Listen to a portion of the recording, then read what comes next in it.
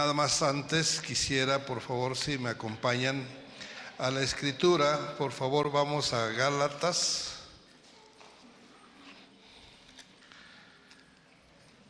Gálatas 6.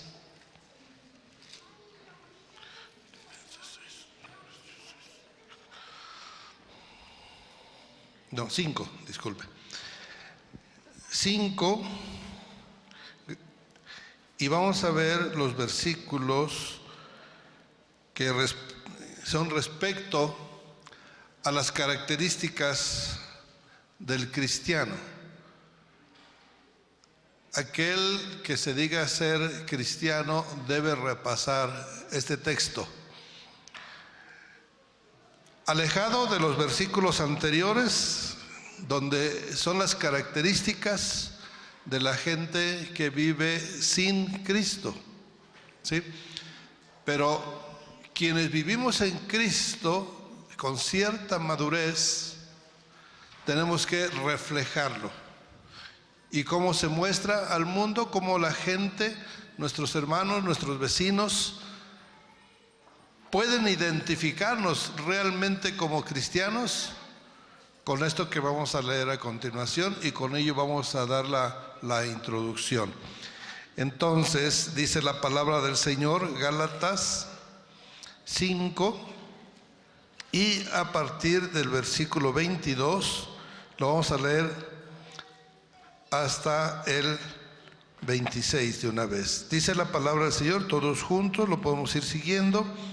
Mas el fruto del Espíritu es amor, gozo, paz, paciencia, benignidad, bondad, fe, mansedumbre, templanza.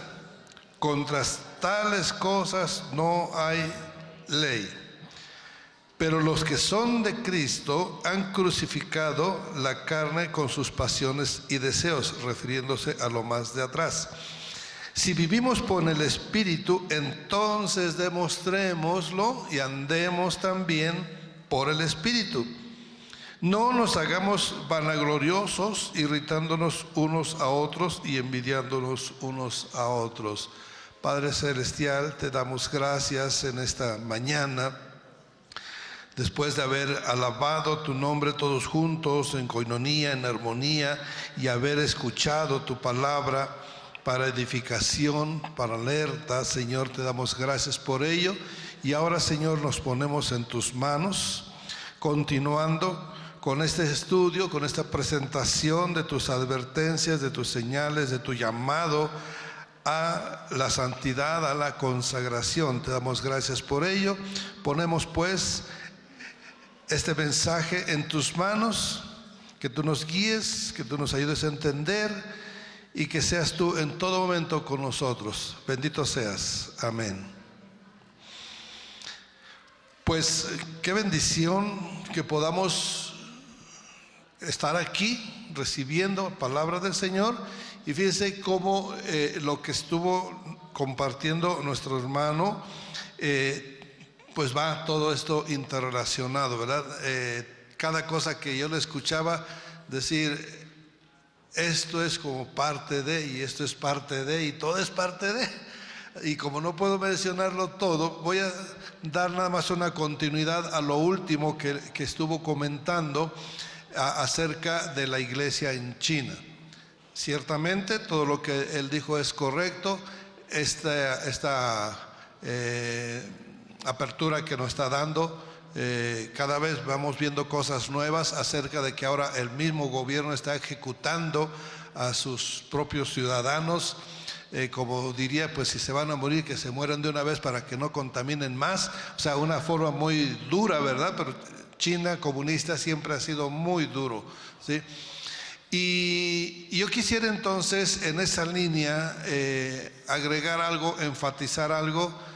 Repito, todo lo que dijo es correcto que oremos por aquellas personas que están pasando esta angustia, esta situación, ya no solo en China, ya está saliendo de sus fronteras, pero mi llamado, mi énfasis a ese contexto que Él nos marcó, yo quiero enfatizar que sí, las oraciones sean así como lo dijo, pero que también enfaticemos y tomemos dentro de ese tiempo de oración, tomemos más tiempo, porque de China particularmente, los 1.300 millones de chinos y todo el mundo merece, ¿verdad?, una oración de parte de sus santos, de los santos del Señor, de las personas que oran y buscan al Señor.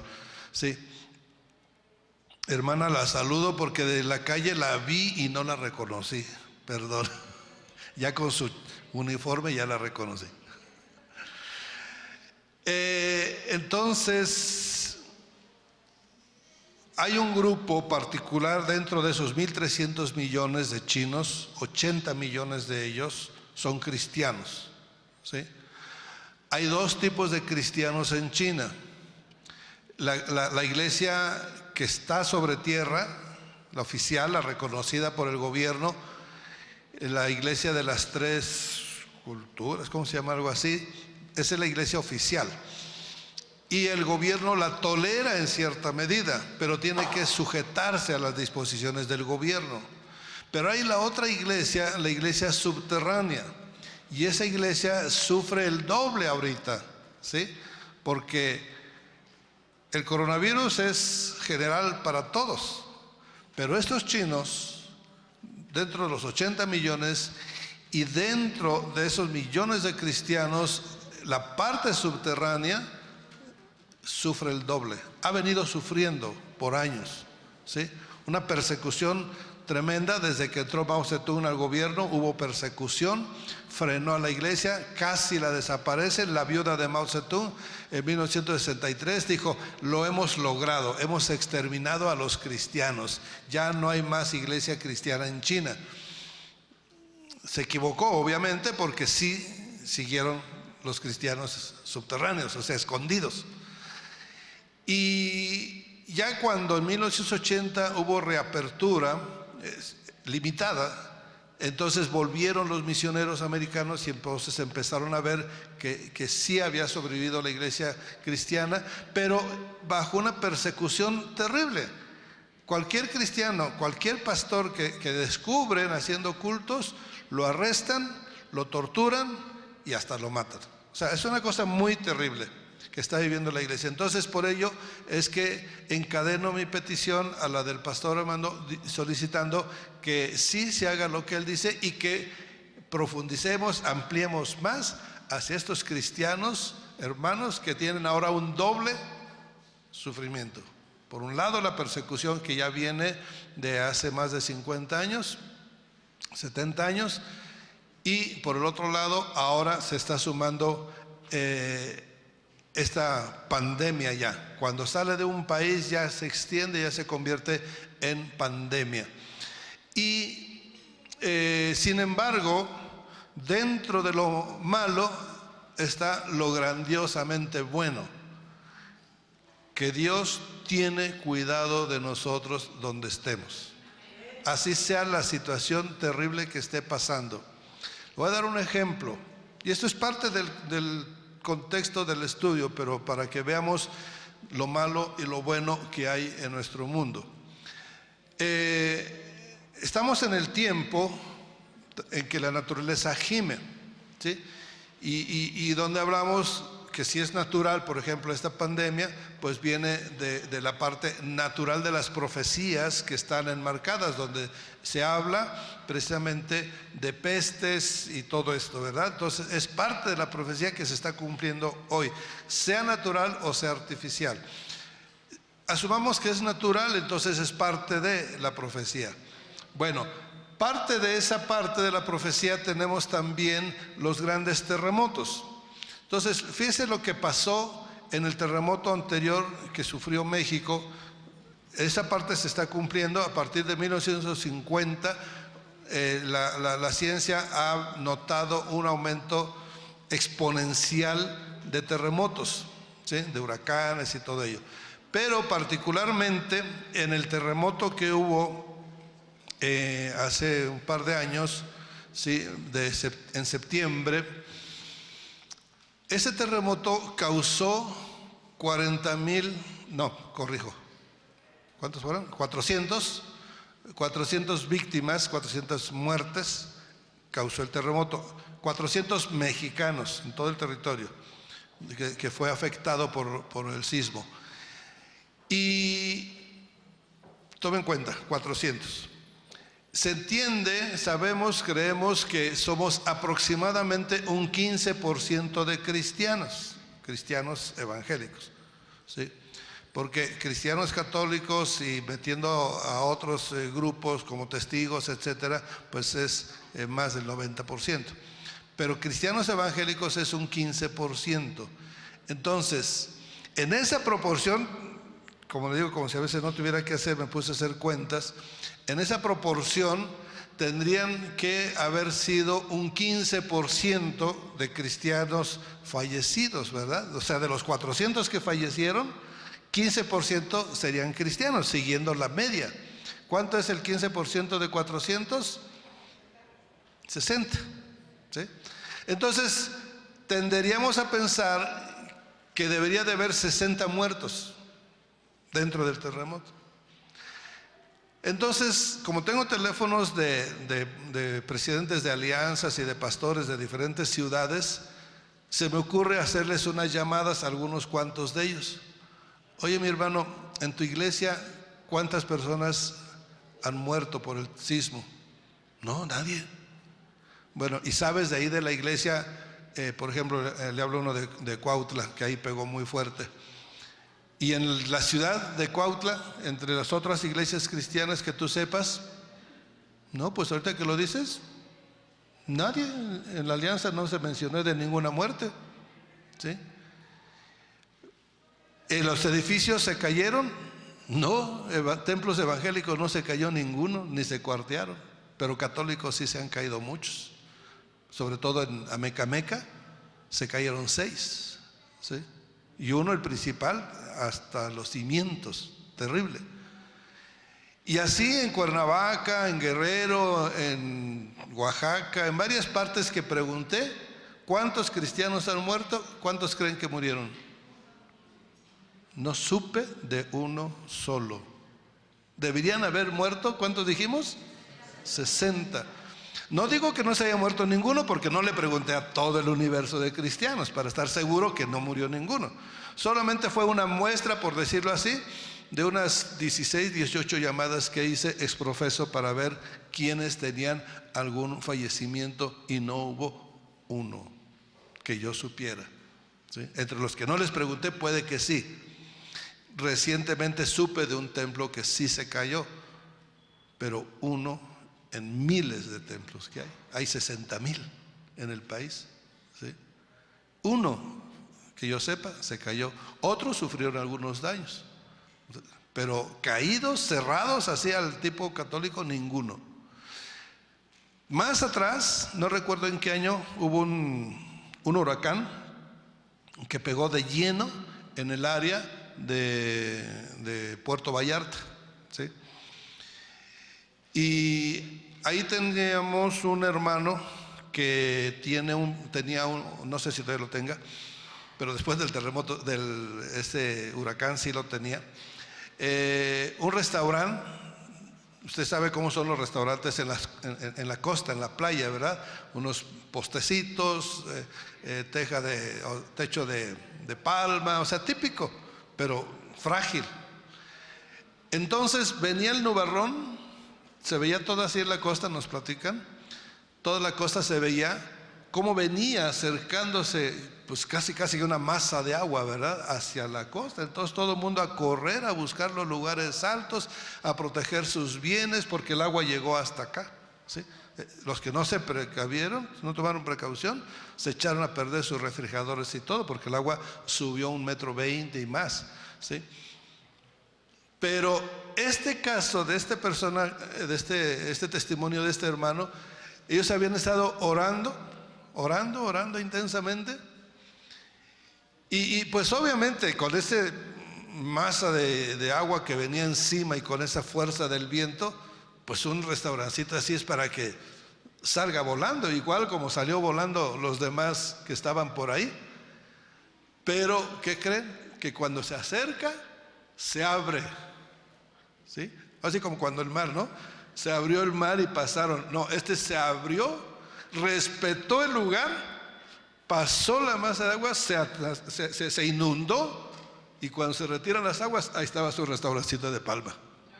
¿Sí? O sea, pasan en el mundo desastres. ¿Sí? Aún viendo ya, porque esto ya es tribulación, ¿sí? Ya empezó la tribulación.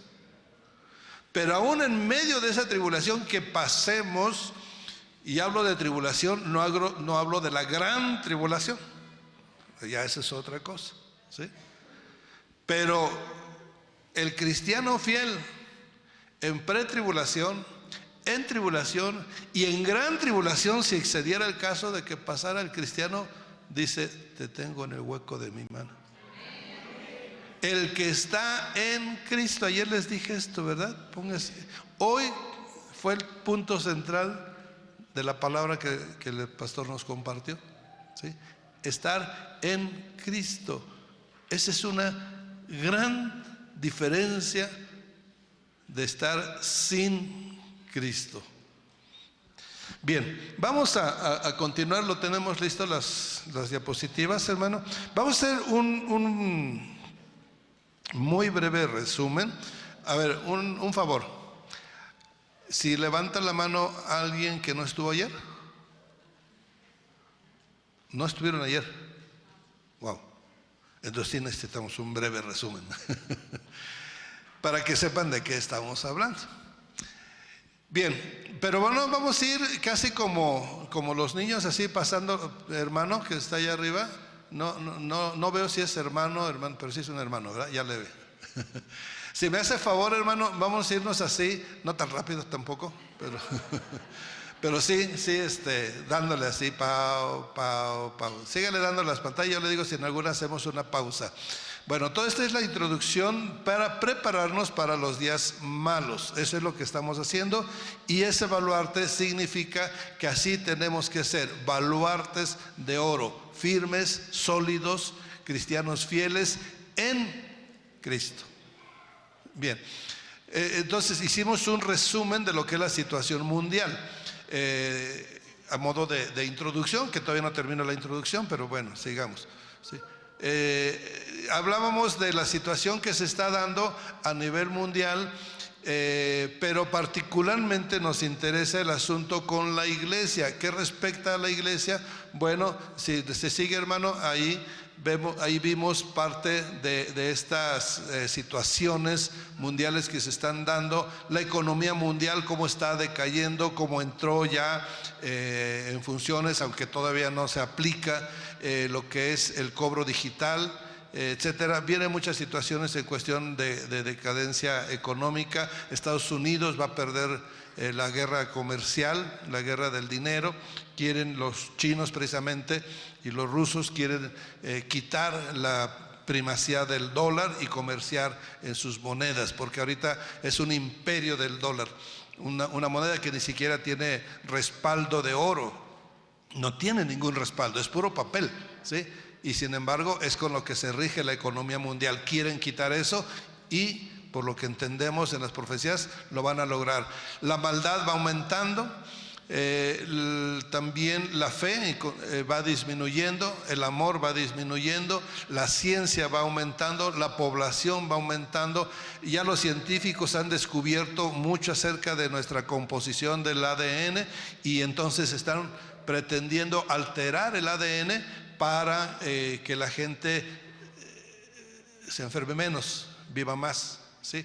Pero hablábamos de que este privilegio de disfrutar de esos avances de la ciencia, de que se va a llegar, no para el 2030, porque se llama 2030, sino para el 2040, 45, donde la inteligencia artificial, la robótica, va a superar la inteligencia humana. O sea, esto va a ser un cambio muy fuerte en la sociedad. Pero esos avances científicos, tecnológicos, todo ello va sí en beneficio de la humanidad, pero de cierta humanidad. Les había dibujado aquí ayer unos una pirámide donde vemos que la punta de la pirámide es donde está la gente que va a recibir estos beneficios.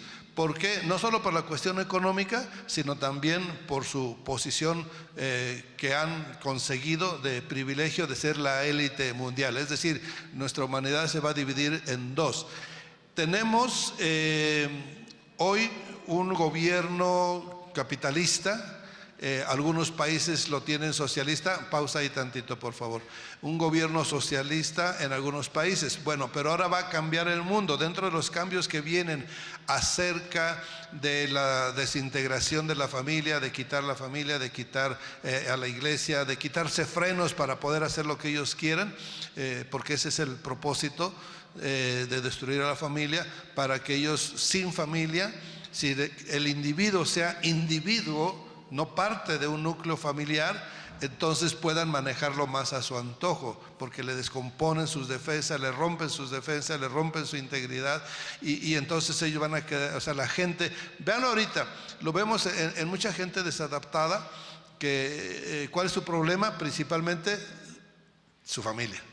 Tengan o no tengan familia, es como si no la tuvieran, porque se han desbaratado esas familias. Pueden estar inclusive todavía en la misma casa, pero cada quien por su lado, ¿sí? Disfuncionales. Entonces, esto es lo que está convirtiendo a la sociedad en una sociedad con mucha delincuencia, con mucho homosexual, con mucha rebeldía. ¿Por qué? Porque han desbaratado a la familia y no han terminado. Van más allá para hacer al individuo masas de gente que pueda ser controlable. Por ello, les estorba la forma tradicional que es la familia, y les estorba la iglesia, ¿sí? Entonces hay que tumbarla. Bueno, entonces ahí de esa manera, como estamos viendo en esta imagen, vemos las dos partes. Alguien diría, bueno, ¿vamos a vivir el socialismo o vamos a vivir el capitalismo? No, vamos a vivir los dos, ¿sí? Solamente que el diseño que le están dando a la nueva sociedad a través de sus ingenieros sociales, el diseño que le están dando es crear el socialismo para la gente, o sea, que toda la gente sea igual, ¿sí? Porque ya vieron que en un país socialista, como lo estamos viendo ahorita en China, ¿sí? Y China es un modelo para el futuro. Ahí vemos las dos cosas. Vemos un capitalismo, se han dado cuenta, ¿verdad?, que ya China es capitalista, pero siguen viviendo al estilo socialista. ¿Cómo? El pueblo es el socialista, pero la élite son los capitalistas. O sea, tenemos en la misma sociedad, en el mismo gobierno, los dos estilos, aparentemente opuestos. Pero bueno, sigamos en este resumen rápido. Son las masas van a vivir menos y peor, y la élite va a vivir mucho más y mucho mejor. Dele, hermano, otro, por favor, continuemos. Ok, ahí pausita. Este es el esquema general del taller que tenemos, que obviamente le hemos estado dando picaditas nada más, porque esto es para 6 horas o más, pero así como lo hemos estado viendo, solamente un resumen. Entonces, bueno, está a la disposición el material completo para que tanto ya sea los pastores o ustedes mismos lo puedan seguir estudiando. Bueno, ahí lo que eso representa, hermanos que no vinieron ayer, esa esfera, esa dona que parece una dona, es el mundo, y está dividido en 12 partes. En la forma de las manecillas del reloj, está primero en el centro, como si fueran las 12, el pseudo cristianismo. O sea, estamos viendo ahí que dice 2030, pero es un pseudo cristianismo para el presente, y cómo va a ir creciendo de aquí al 2030, ¿sí? El pseudo cristianismo, es decir, el falso cristianismo, falsas iglesias o sociedades que se dicen cristianos, pero que han adoptado ciertos principios cristianos, pero que mayormente no lo son, o sea, es de nombre. Y hay cosas raras. Ayer mencionamos algunas de ellas, ahorita ya no hay tiempo para mencionar otras, pero son muchas cosas raras que vamos a ver, y muchas personas, así como la gente de antes, que lo que está viendo hoy, o sea, los mayores, dicen, Dios mío, ¿y dónde vamos a parar con todo esto? Bueno, pues ahora los jóvenes, vamos a decirlo, yo me cuento también, Dios mío, ¿dónde vamos a parar con todas estas cosas feas que estamos viendo y que ni nos imaginamos, todavía no alcanzamos a imaginarnos las peores aberraciones dentro del cristianismo, dentro de las iglesias cristianas, porque son falsas iglesias cristianas, pero no lo saben o no lo entienden porque no están viviendo el evangelio real, verdadero, ¿sí?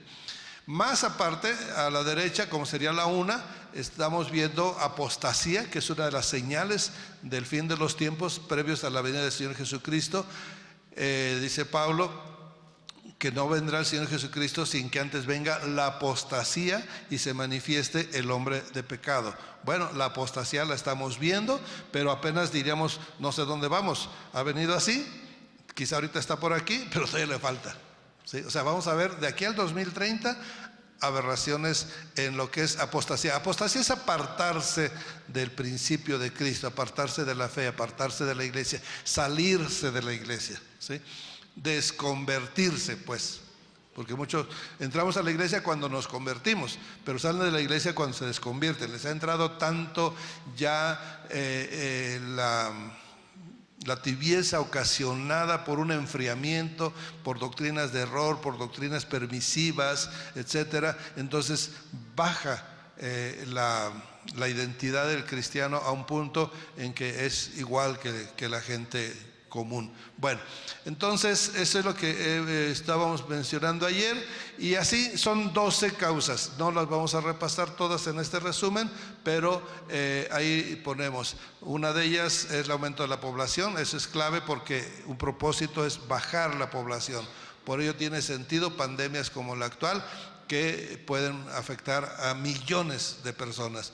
Está también ayer hablábamos acerca del aborto. El aborto ha reducido hasta hoy, bueno, entre el año 2000 y 2018 se redujo una población, se asesinó a una población del 10% del total de hoy. No lo notamos porque no nacieron, fueron muertos en el vientre de la madre. Sí, asesinados literalmente, arrancados pedazo a pedazo. Nada menos que 800 millones de niños en 18 años, del 2000 al 2018. Esto sumado y tomando en cuenta la cantidad actual que hay vivos, es el 10% los que están muertos sin que tuvieran que estar muertos, simplemente por una decisión de la madre y una facilidad de los organismos gubernamentales, la ONU y todo eso. Bien, también está ahí las pandemias, está el Islam, están 12 elementos. Y concluyamos ahí el resumen para pasar a la parte final. Si me lo hace, por favor, a la derecha del póster.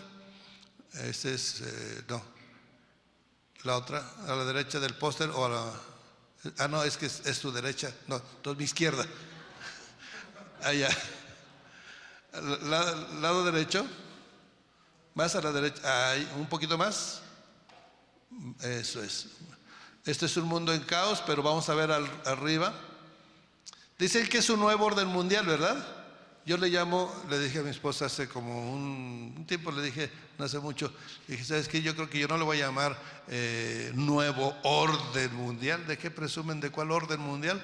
Más bien es un nuevo desorden mundial, ¿sí? Pero bueno, ok, olvidémonos de esto y vivamos lo otro, respuesta de la iglesia. Bien, ya presentamos una problemática, ¿sí? No se ha terminado porque queremos enfatizar un punto determinante que es la familia. Esto es general.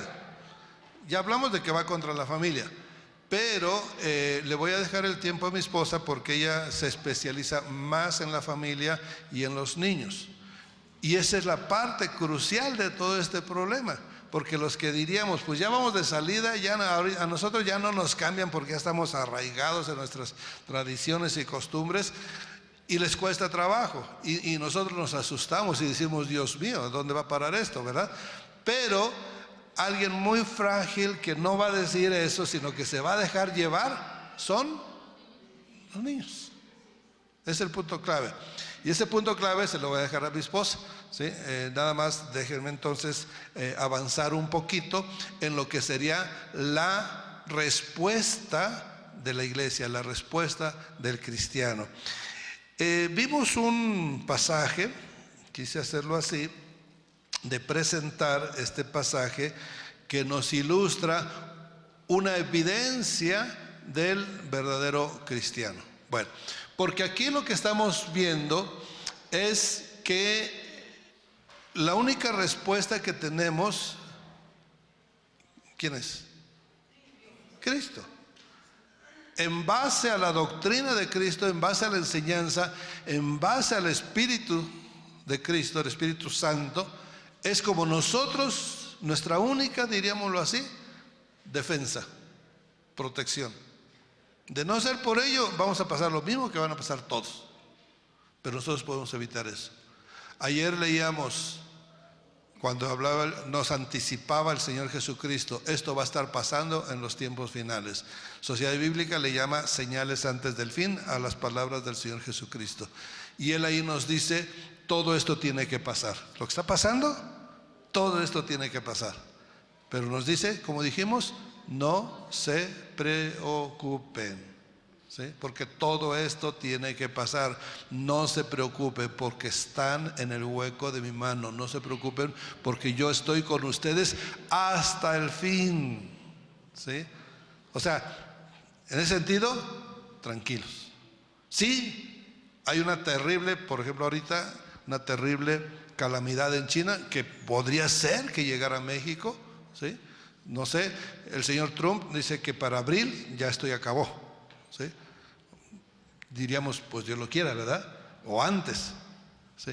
China dice que la cúpula de la pandemia va a ser marzo y de ahí empieza a bajar.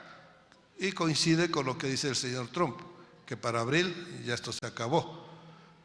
Pero son humanos, pueden equivocarse, pueden darles datos falsos. El señor López Obrador puede decir, yo tengo otros datos, ¿sí? Así que no hay nada seguro, ¿verdad? Así que si llegara aquí, ¿qué pasaría con nosotros? ¿Va a llorar? ¿Se va a angustiar? Se va a condoler, va a orar, ¿sí? Pero va a estar tranquilo. En medio de la tormenta, usted tranquilo, ¿sí? Está usted en manos de Dios, en manos del Señor, protegido, ¿sí? No que no nos vaya a pasar, nos puede pasar, pero estamos protegidos, estamos tranquilos, ¿sí? Y si llega el percance final para nuestro cuerpo, gloria a Dios, nuestra alma y nuestro espíritu, allá van, Señor, ¿sí? O sea, punto y aparte. Entonces, si nos dice que no nos preocupemos, entendemos que entonces se está diciendo, ocúpate. Y aquí es donde sí, hay mucho, pero mucho que hacer, ¿sí? Mucho que hacer. Dependiendo del tema que usted tenga, dependiendo del llamado que usted tenga. Por ejemplo, los pastores, ¿en qué se tienen que ocupar? En llevar a esta congregación por el camino recto, ¿sí? Esa es su ocupación. Le dice Pablo a Timoteo, ocúpate, ¿en qué? En predicar el evangelio. ¿Por qué? Porque Timoteo era un predicador, fue llamado a eso. Entonces cada quien se va a ocupar en su llamado. El padre de familia, ¿en qué se va a ocupar? En llevar por el camino recto y correcto a sus pequeños. El esposo a su esposita, la esposita al esposito, y cada quien a ocuparse en lo que tiene como su primer ministerio. Primero es Dios, después la familia y después el ministerio. Entonces, en base a lo que tenga, mire, en los tres niveles hay en que ocuparnos. Y le voy a decir de una vez la clave de todo para que deje de angustiarse, de preocuparse, aún por la renta, ¿sí? ¿Qué nos dice el Señor? En todo ello tenemos un llamado, una atención. ¿Cuál es la que respecta, la más importante de todas? La del Señor. Primero es Dios. ¿Y qué nos dice Dios a través de su escritura? Busca primero el reino de Dios y su justicia. Y entonces todo lo demás, tranquilo, porque va a venir bajo el cuidado y control de Dios. ¿Sí? Así veamos adversidades. Ante esas adversidades tenemos la promesa de que Él va a ver por nuestras necesidades. Él sabe de qué tenemos necesidad, aún antes de pedírselas. Pero hay una condición, que si esa condición no se cumple, no esperemos entonces que Él la cumpla. Busca primero el reino de Dios. Vaya preparando, hermano, por favor, la diapositiva que le pasó ahorita el hermano Peto.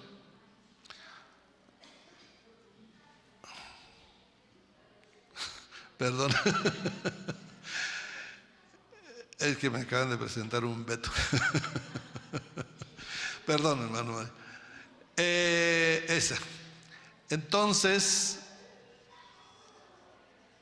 en esta fase vamos a ver, primeramente le voy a hablar así muy brevemente acerca de lo que es el reino de Dios, porque nos está diciendo, nos está poniendo como condición, ¿verdad? Y les iba a decir, a modo de ejemplo, un texto más corto, igualmente importante, que lo que explica el reino de Dios.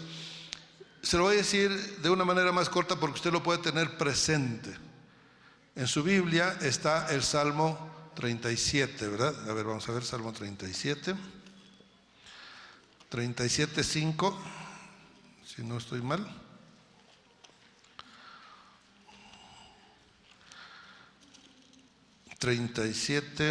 Sí, 5. Mire, este es un resumen, un ejemplo de todo lo que puede representar nuestra relación con Dios. Dice el versículo 5 del Salmo 37: encomienda a Jehová tu camino, ¿sí? Tu asunto, tu problema. Señor, que la pandemia, Señor, que la renta, Señor, que X asunto. Se lo encomienda. ¿Y qué dice después? Y confía en Él. ¿Y al final qué dice? Y Él hará. La mayoría encomendamos a Dios nuestro asunto, nuestro problema. Oramos a Él y le decimos, Señor, por favor, ayúdame en esto. Y nos paramos y nos vamos a resolver el problema. Y luego nos sorprendemos de que Dios no hace nada. ¿Se dio cuenta? ¿Qué faltó? Confiar. Todas las promesas del Señor tienen una condición. Todas tienen una condición. ¿Sí? No esperen nada más la promesa. Es que, Señor, tú me prometiste. Pues sí, pero fíjate en el contexto. ¿Estás haciendo? ¿Estás cumpliendo la condición? ¿Cuál es aquí la condición? Confiar. ¿Sí? Confía en Él. Y así es en el todo. Miren, pásenle por favor a la siguiente: el reino de Dios y su justicia. Dice, busca primero el reino de Dios y su justicia. Y yo he estado con eso, Señor. ¿Cómo es? Ayúdame a entender qué es el reino de Dios y qué es la justicia. Pues para entenderlo y vivirlo, ¿verdad? ¿Sí? Entonces, mire, yo se lo voy a plantear a como lo he entendido. Usted puede entenderlo aún más ampliamente. Pero para empezar, en la Biblia se nos habla del reino de Dios y del reino de los cielos. Y se dice que es lo mismo. Y algunos pocos dicen, no, no es lo mismo. Cuando ya se profundiza más, no es lo mismo el reino de Dios y reino de los cielos. Pero si un evangelista, o sea, en los evangelios uno dice en un texto reino de Dios y en el mismo texto dice reino de los cielos, todos están hablando de lo mismo, porque es lo mismo. Sí y no, porque por ejemplo, si yo le digo, la semana pasada fui a Chiapas, y alguien me puede decir, es un mentiroso. Porque tú me dijiste hace rato que tú habías ido a Tuxtla Gutiérrez. ¿Sí? ¿Estoy mintiendo? ¿Por qué? Tuxtla es una ciudad de Chiapas. Entonces sí fui a Chiapas y sí fui a Tuxtla, no le mentí a nadie. Entonces algo por el estilo podría decirlo así: el reino de Dios es el todo. ¿Sí? Porque ¿qué hay más grande que Dios? ¿Qué podría quedar fuera del reino de Dios? Si Él es el creador de todo, del universo y todo lo que hay, entonces en su reino es el todo. ¿Sí? Ahora, dele uno más, hermano, por favor. Y dentro del reino de Dios se le dio un reino. ¿A quién? ¿A quién se le dio reino? ¿Quién va a gobernar el reino por 1000 años y por la eternidad? Jesucristo. ¿Sí? Entonces vamos a representar al reino de los cielos dentro de el reino de Dios. Y dele a otro más, hermano, por favor. Pero hay una creación donde dijo Dios sea la luz y creó todo el universo, etcétera. Y dijo también, y creó Dios los cielos y la tierra. Entonces ahí está la tierra dentro del reino de Dios. Hasta ahí está fácil, ¿verdad? Otro más, hermano, por favor. Pero hay un momento en que Luzbel, ayer hablábamos un poco de Luzbel, que se había revelado y que se había traído la tercera parte de los ángeles, y entonces lo que quería Luzbel, ¿por qué se rebeló contra Dios? Porque quería tener su reino propio. ¿Sí? Y dentro de ese reino propio están todos los demonios que le siguieron, y a su vez tienen, decíamos ayer, territorios. ¿Muy bien? Ok.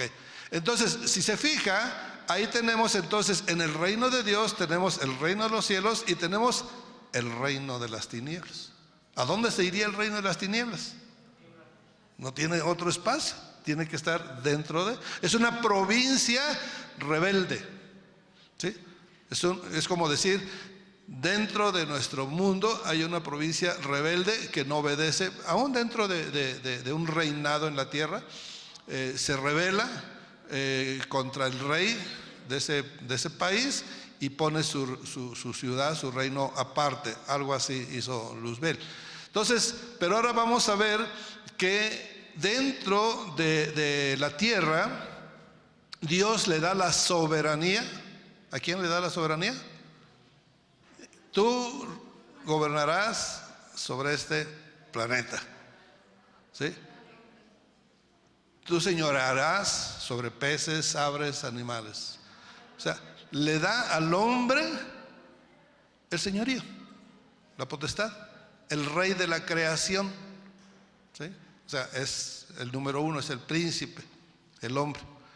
Y gobierna sobre todos los seres. ¿Y quién le puso al burrito? ¿Por qué se llama burro? Porque Adán le puso nombre. Y así a cada uno de los animales. Pero ¿qué pasó con Adán? Le da la siguiente, por favor, hermano. Adán hace, por instigación de Eva, diría alguien. Bueno, es otro asunto. Dele otro, hermano, por favor. A eso. Desobedecen. Y ese acto de desobediencia, de rebeldía, le hace perder al hombre su señorío. ¿Sí? ¿Y quién es ahora el príncipe de este mundo, según el Señor Jesucristo? Satanás. Satanás es el príncipe de este mundo. Por eso ahora metemos a la tierra en la esfera de Satanás. Entonces, ahorita ese es el que gobierna el mundo. Pero sucede algo. Usted lo ha leído, lo ha orado muchas veces. Mateo 6, Jesús y la oración. Le dicen los discípulos, enséñanos a orar, ¿verdad? Y entonces ya el Señor nos da aquí la instrucción de cómo orar. Y cuando ores, no seas como los hipócritas, etcétera. Mas tú cuando ores, entra en tu aposento alto y cerrada la puerta, ora a tu Padre que está en secreto. Y tu Padre que está en lo secreto te recompensará en público. Bueno, esto no es una letanía. El Padre Nuestro que conocemos No es una letanía, no es para estar Padre nuestro que estás en los cielos, santificado sea tu nombre, y otra vez, ¿verdad? No, es un modelo de oración, ¿sí? Entonces cada frase, usted lo sabe, cada frase que dice aquí es un título, nada más es el puro título. Usted le va a poner todo el texto, diríamoslo así, todo el contenido. Entonces desgloso nada más la primera porción. Vosotros pues oraréis así: Padre nuestro. Este es el título que está diciendo que Dios es nuestro Padre. Y usted está hablando con su Padre, entonces le va a decir lo que quiere decirle a su Padre, en esa calidad. Y después dice que estás, ¿en dónde? En los cielos. Entonces vamos a alabar al que está en los cielos. De hecho así dice muchas alabanzas, ¿verdad? Al que está, ¿sí? Es un momento de alabanza, pues es lo que quiero decir. Ese momento en que vamos a alabar. Y el siguiente punto, que estás en los cielos y que decimos santificado. O sea, lo vamos a decirle santo, santo, santo. Vamos a honrarlo, vamos a agradecerle, vamos, esa parte que aquí lo decimos en medio segundo, pero usted puede tardarse media hora si quiere, ¿sí? Alabándole, adorándole, santificándole. Y la tercera, ¿qué dice? El siguiente: venga tu reino. Esa es a donde quería llegar, ¿sí? Y ya después dice: hágase tu voluntad, y sigue con otro. Pero ya eso fue todo la oración. No, venga tu reino tiene mucha implicación. ¿Qué está diciendo? Venga tu reino, ¿sí? No, hermano, se fue de paso, todavía no llegamos ahí. Ahí. Ahora, uno más, por favor, ahí, ok. Venga a tu reino. Entonces ahí vemos ya el reino de los cielos acercándose. Vamos otra vez a Mateo, pero más atrasito. Lo que quiero decirle, mi amado, es... Ay, caramba. Lo que quiero decirle es la importancia que tiene el hecho de que el Señor Jesucristo tiene en primer término el reino de los cielos, ¿sí? Entonces, mire lo que dice en Mateo 4. Es un poquitito atrás de donde estábamos. Sus primeras palabras al ministrar, dice: arrepentíos. ¿Por qué? Porque el reino de los cielos se ha acercado. ¿Cómo interpretamos que el reino de los cielos se ha acercado? Porque Cristo está en la tierra. Es decir, Cristo es el Rey. Cristo es el reino. Y Él se ha acercado a nosotros, y entonces la tierra empieza a ser otra vez reconquistada, poco a poco. Él se presenta, viene, el reino de los cielos se ha acercado. Dele ahora sí un poco más, hermano, por favor. Otro más, ahí donde estaba, perfecto. Ahí vemos que ya el reino de los cielos ya está, diríamoslo así, invadiendo la tierra, ya está llegando a cada uno de nosotros, ¿sí? Conforme vamos recibiendo al Señor Jesucristo, ¿qué está pasando? Estamos recibiendo el reino. Y entonces viene a nosotros, ¿sí? Y viene toda la palabra que estuvo hablando el pastor: el que está en Cristo, nueva criatura es. Ahí ya somos diferentes, ya no estamos, ya pasamos del reino de tinieblas al reino de luz. Ya nos convertimos en embajadores del reino. Ya somos parte del reino, ¿sí? Por eso es que tenemos el templo aquí. ¿No se acuerdan lo que dijo Pablo? ¿Sí? ¿O no sabéis que el templo del Espíritu sois vosotros? ¿Por qué? Porque al entrar al reino, esto se convirtió en una embajada del reino. Esto es una embajada del reino. Esto es territorio del reino. Usted es territorio del reino. ¿Y usted sabe lo que pasa en una embajada? La embajada de Inglaterra aquí en México, usted puede entrar libremente ahí. ¿Qué pasa cuando entra a esa embajada? ¿Sale de México? aunque esté en la misma calle, sale de México y entra a Inglaterra. Ese territorio es de Inglaterra, es sagrado para ellos. Y se basa en sus leyes de Inglaterra, no se basa en las leyes de México, aunque está en México. Pero ¿qué pasa? Porque es un territorio que pertenece al reino de Inglaterra, y el embajador es el mismo rostro de Inglaterra, y lo que haga el embajador, eso es lo que va a reflejar lo que es Inglaterra. Qué vergüenza que uno de nuestros embajadores se robó un libro en Argentina, ¿sí? Imagínense lo que piensan de México, porque un embajador se roba un libro en una librería. Terrible, ¿verdad? Pues eso somos nosotros, el rostro de Jesucristo en la tierra, el rostro del reino. ¿Entendemos la responsabilidad que eso implica?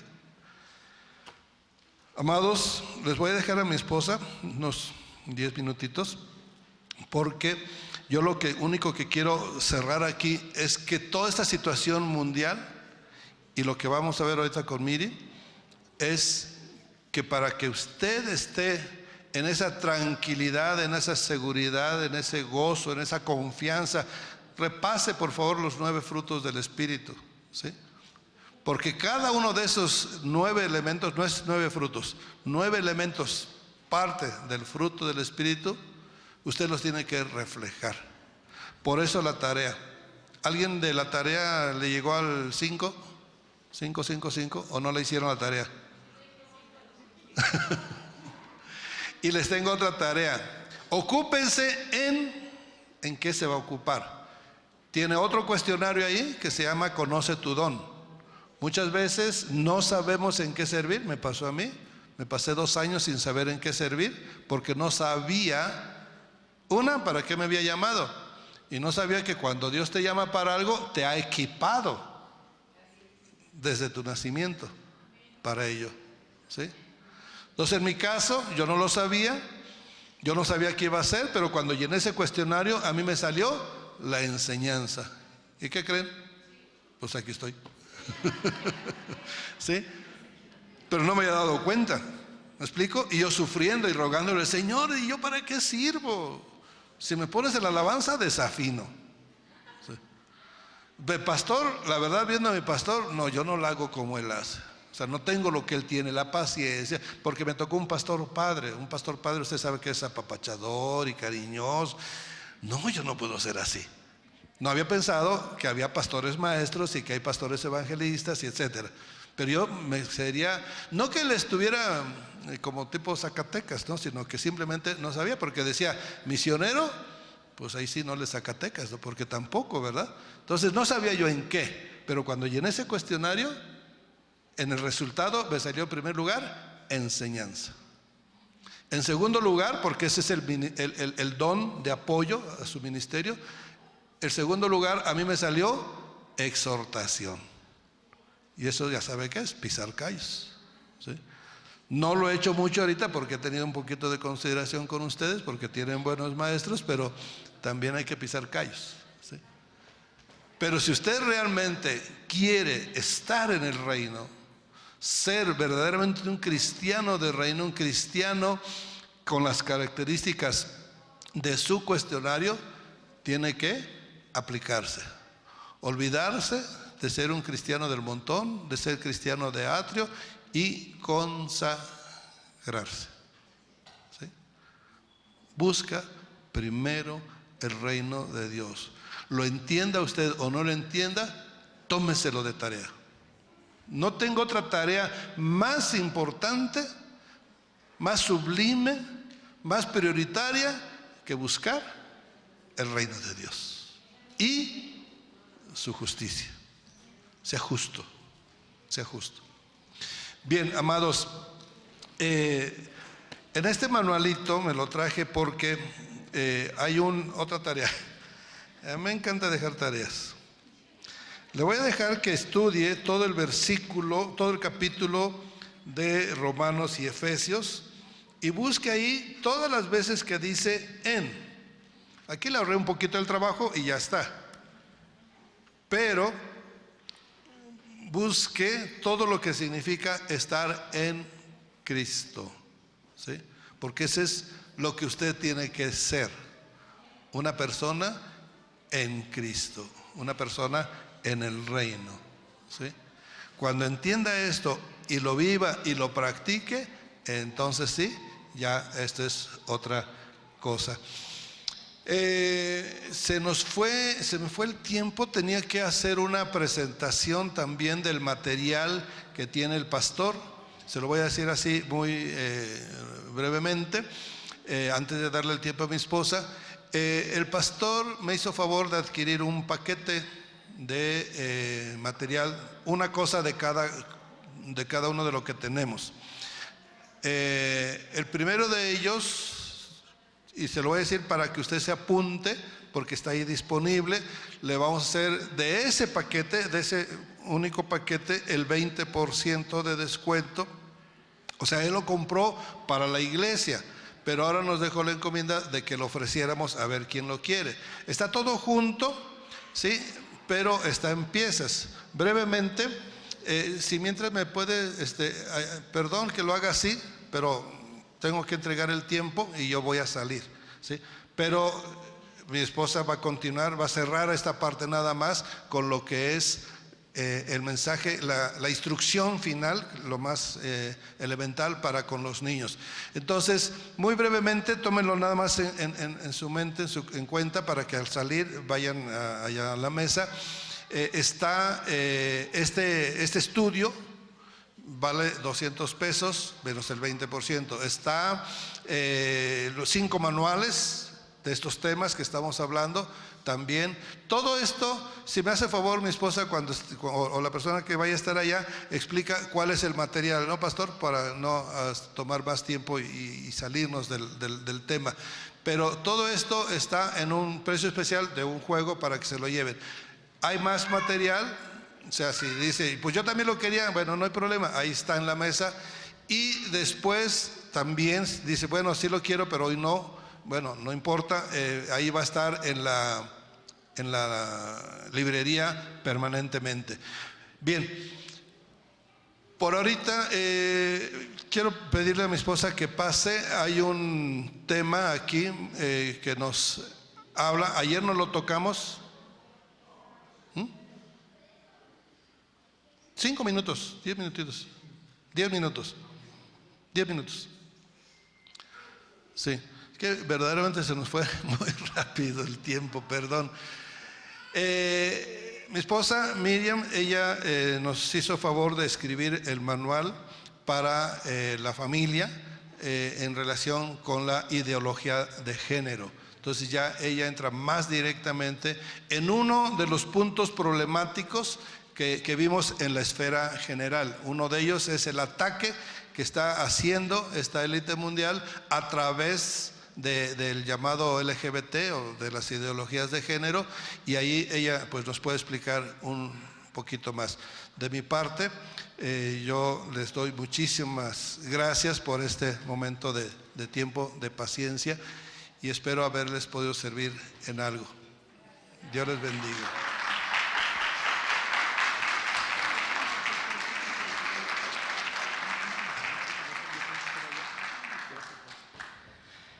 Hermanos, buenas tardes ya. Una disculpa, de verdad, este es un tema un poco complejo, un poco extenso, que de verdad se necesita tiempo para tratarlo. Lo único que yo les puedo decir, hermanos, es que ustedes saben, han escuchado las noticias, los periódicos. No somos ajenos a esta problemática que están teniendo nuestros niños, nuestros jóvenes, nuestra sociedad, ¿verdad?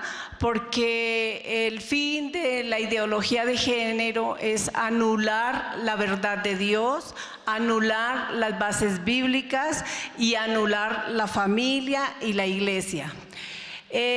Todo dicen que es para que no haya más sobrepoblación, ¿verdad?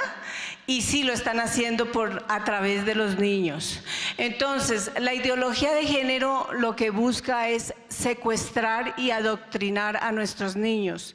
De hecho, ya lo está haciendo en las escuelas, a nivel educacional, ya los libros están atestados de ideología de género, que sutilmente nosotros no lo vemos, pero se lo están enseñando a los niños ya. Desde los niños de 3 años, cuando ingresan, ya están ellos siendo programados en este adoctrinamiento. Lo digo porque tengo una nietica de 3 años y medio y ya en lo que he podido ver, que el Señor me ha permitido ver, ya estoy viendo cómo le están adoctrinando. Entonces, ¿qué buscan ellos? Mire, hay dos, me hubiera gustado de verdad un poco más. Hay 2 hombres que ellos crearon lo que fue la ideología de género. Ustedes lo pueden buscar en internet. Uno se llama John Money y el otro se llama Alfred Kinsey. ¿Quiénes son estos 2 hombres?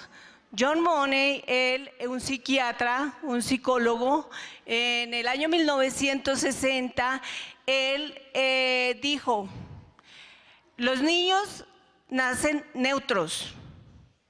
Los niños son adoctrinados en una familia para ser mujer o para ser hombre, de acuerdo al sexo biológico.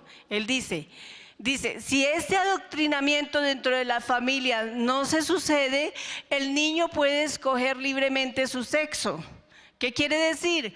Que si un niño quiere ser niña, lo puede hacer. Este Juan Money lo que hizo fue que tenía su teoría y con tan mala suerte para 2 gemelos que llegaron a sus manos, y uno de los niños de 7 meses de edad, el niño, fueron sus padres a hacerle la circuncisión. Al momento de hacer la circuncisión hubo un accidente dentro del quirófano y el aparato con que le cauterizaban cayó sobre el miembro del niño. El niño perdió su miembro, su pene lo perdió. Entonces, este Juan Money aprovecha para aplicar su teoría en estos 2 gemelos. Entonces, ¿qué le dice a los padres? Críenlo como niña, háganle cambio de género. Y así los padres aceptaron. Y entonces, ¿qué pasó? Tomaron este niño, lo criaron como niña, le cambiaron el nombre de Brenda. La condición era que el niño jamás supiera lo que había pasado, sino que lo dejaran ser mujer, porque ya había perdido su miembro, ¿verdad? Entonces, así las cosas, este hombre empieza a practicar con estos niños. ¿Qué pasó más adelante? El niño se suicidó. Cuando el niño supo, cuando descubrió, cuando le dicen, porque empieza a sufrir de esquizofrenia, empieza a tener pesadillas, empieza a tener alteraciones nerviosas. Cuando este niño empieza a tener todo esto, los padres se sinceran con él, le dicen qué pasó y este niño empieza las depresiones más terribles de su vida. Finalmente el niño se suicida, ya siendo un adulto el niño se suicida. Entonces así queda comprobado que esas cirugías de cambio de género son tremendas para los niños. O sea, es irreversible y lo que buscan con eso es disminuir la población. Porque ya no pueden ser productivos los niños sexualmente y ya no pueden reproducirse. Entonces, ¿qué buscan con eso? Con las hormonas, ¿qué buscan? Reducir la población. Nosotros tenemos un diseño de Dios para el hombre y para la mujer. Todos tenemos ojos, tenemos nariz, tenemos boca, tenemos pies, ¿verdad? Visiblemente. Pero individualmente, hombres y mujeres somos diferentes en nuestras funciones y somos diferentes biológicamente y hormonalmente, ¿verdad? Entonces, así las cosas, hermanos, yo les quiero decir, ya por el tiempo, que nosotros tenemos que poner atención como padres desde ya a nuestros niños pequeños, empezar desde ya hablarles lo que no les hemos hablado antes, hablarles cómo se llaman las cosas, decírselas directamente. ¿Por qué? Porque allá en las escuelas les están adoctrinando de manera equivocada y de manera diferente.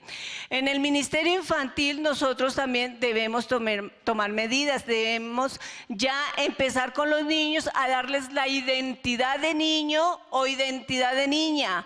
Por decir algo, las niñas se forman acá y los niños acá.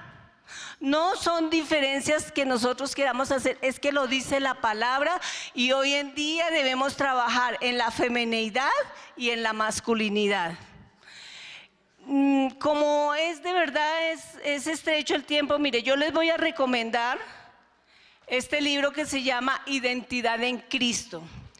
¿De qué se trata? Aquí se dan parámetros de cómo enseñarle femineidad a las niñas y cómo la masculinidad a los niños.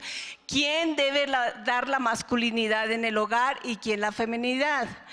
También se cuenta en este libro por qué los niños se hacen homosexuales y por qué las niñas se hacen lesbianas. La problemática de los hogares, de madres que están criando a sus hijos varones solas.